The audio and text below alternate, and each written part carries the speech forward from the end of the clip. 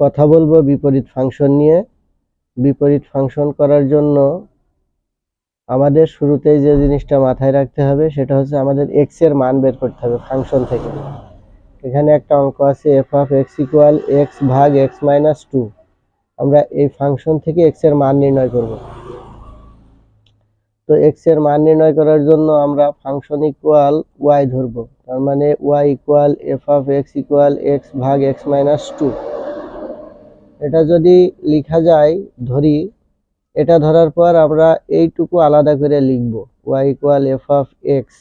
এখান থেকে আমি যদি এফটারে এই পাশে নিয়ে আসি তাহলে এটারে ইনভার্স আকারে লেখা যায় F inverse Y equal X. এটারে আমি একটা সমীকরণ দিয়ে রাখবো। সমীকরণ দিয়ে রাখার পর আমি আবার লিখব ওয়াই ইকুয়াল এইটা। আমি আবার লিখব ওয়াই ইকুয়াল এক্স ভাগ এক্স মাইনাস টু। কারণ Y equal F of X হলে F of X equal X ভাগ এক্স মাইনাস টু। তার মানে ওয়াই ইকুয়াল এক্স ভাগ এক্স মাইনাস টু। আমরা এখান থেকে এক্স এর মান বের করব। তো এক্স এর মান বের করার জন্য আমি X by X minus two থেকে এক্স মাইনাস টু দ্বারা 8 গুণন করলাম, হয়ে গেল X Y minus two Y equal X. এখান থেকে এক্সটারে আমি বামে আর টু ওয়াইটারে ডানে নিলাম। নেওয়ার পরে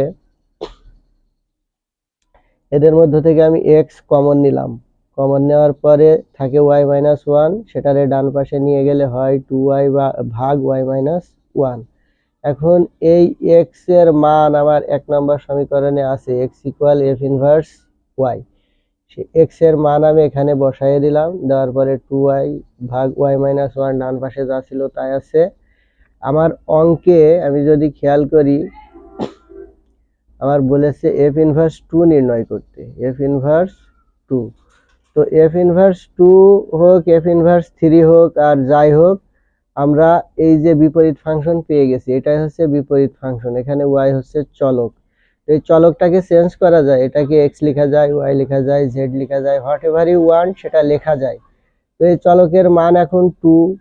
চলকের অন্য কোনো মান হইলেও সমস্যা নেই, আমরা চলকের মান টু বসাই দিব। টু বসাই দিলাম, যেখানে যেখানে ওয়াই আছে সেখানে সেখানে টু বসাই দিলে আমাদের ক্যালকুলেশন করলে রেজাল্ট আসে 4।